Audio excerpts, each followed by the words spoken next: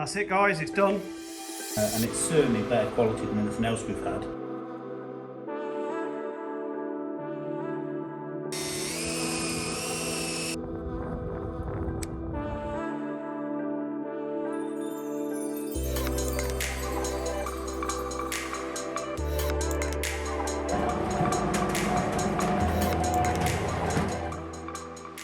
Okay, so we're back in the workshop and we're back on this mould again. So we just need to just finish off a couple of small bits that we can't do with the larger polishing wheel. So we've just got this corner here where we need to get inside here and just polish that.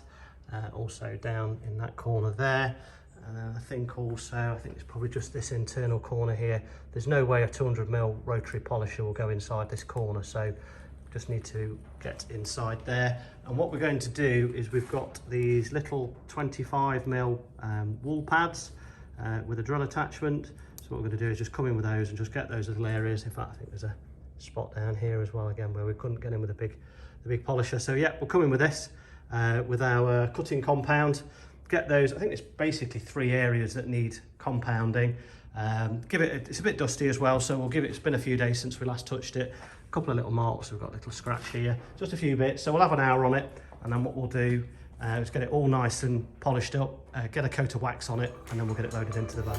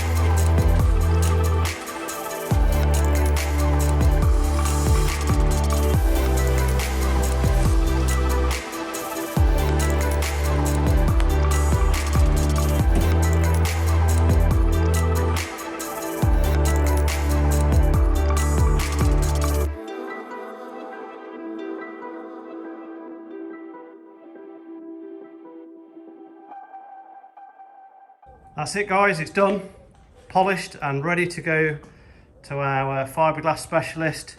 So we just came in and did those corners with the little drill attachment that I showed you earlier. That corner there and then that back corner. Yeah, and you can see it's just turned out really nice. Really happy with the way this has gone. So this has been 4 or 5 weeks of our life put into this particular mould. It's probably 3 or 4 episodes in YouTube world. But yeah, we're really happy with that. So what we're going to do now is we've got the van ready. So we're just going to pop this in the van and run it over to Paul and see what he thinks.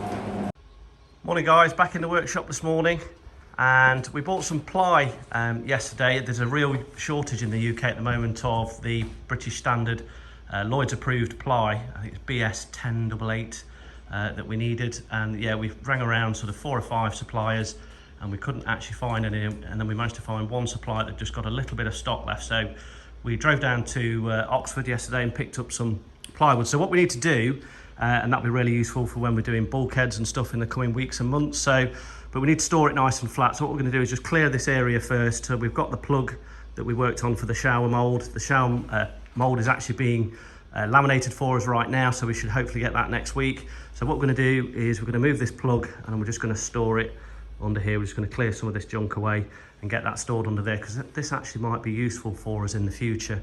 We could use it as a pattern for making furniture and little bits for the shower, so we're going to hang on to that for now. So what we're going to do is just load it up onto the tractor forks, get it lifted off here and get it put under there.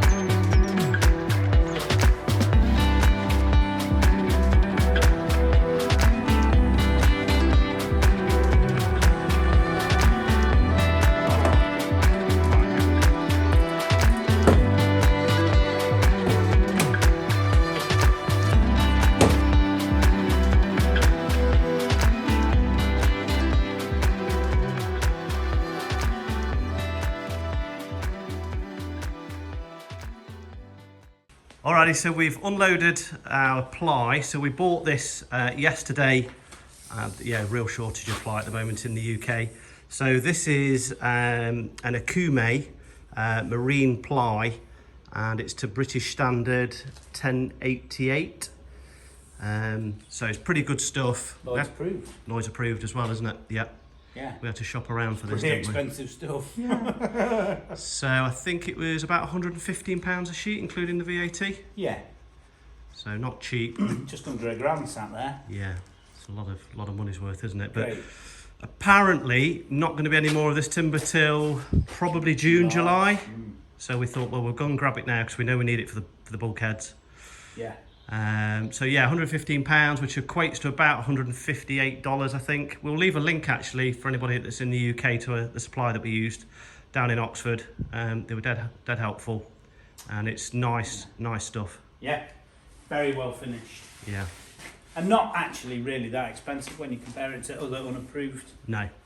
plies. No. And it's certainly better quality than anything else we've had, Yes. isn't it? It's a very nice board for bulkheads. Yeah, I think we were being quoted as much as £120, £130 for non-approved marine ply. So this is the proper Lloyd's approved stuff. So do it. Hopefully it should do the job for us. Yeah. So next what we need to do is we're going to move back inside the boat while we're waiting for our shower mould to be laminated. And we're going to go back to the chain locker. This was the little piece of wood that we made for the chain locker. So the I think it's the chain roller will actually rest on this. So we need to coat this in some polyester, and then we're going to come in and glass over that and make that hopefully nice and water resistant.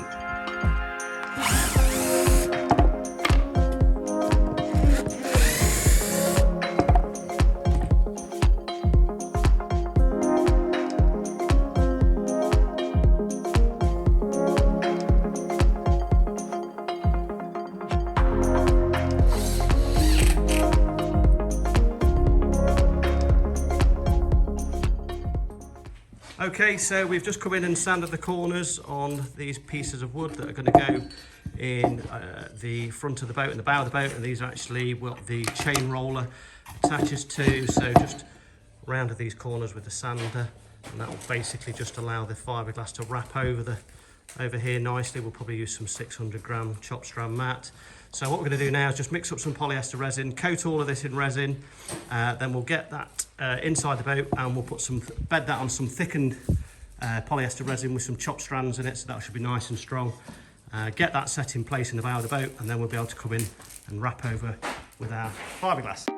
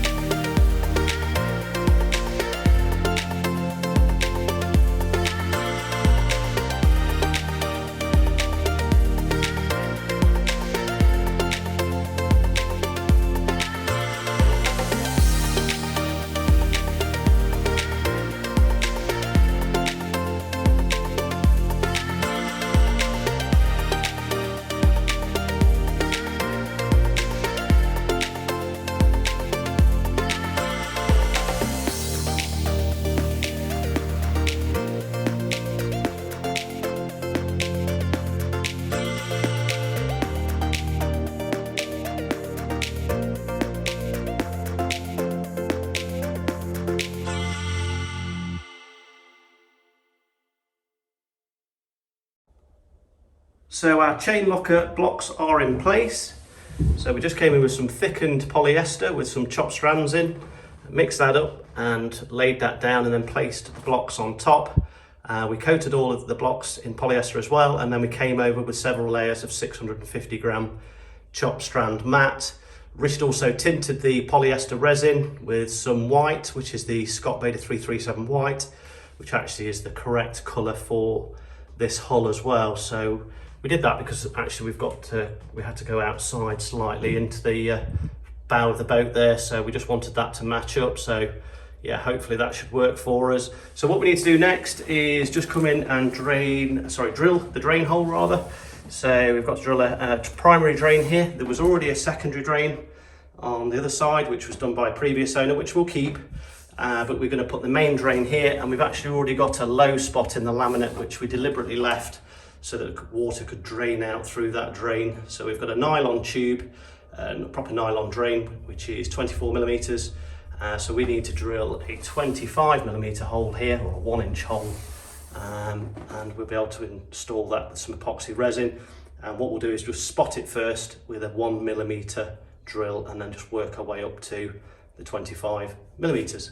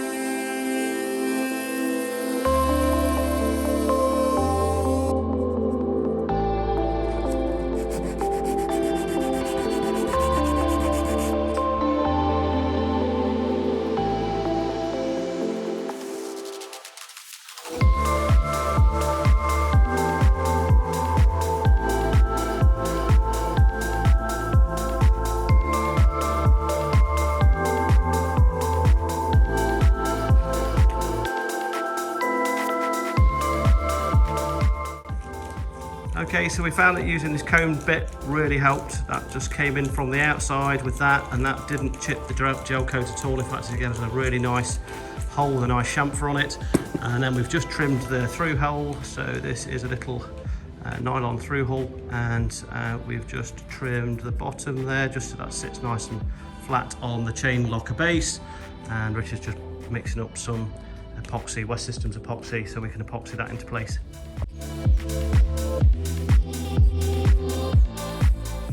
Before we fixed the nylon drain into place, we thoroughly cleaned the hole with a clean cloth and acetone. We then applied a liberal amount of epoxy to the inside of the hole, just to make sure the hull core is fully protected from any water ingress in the future.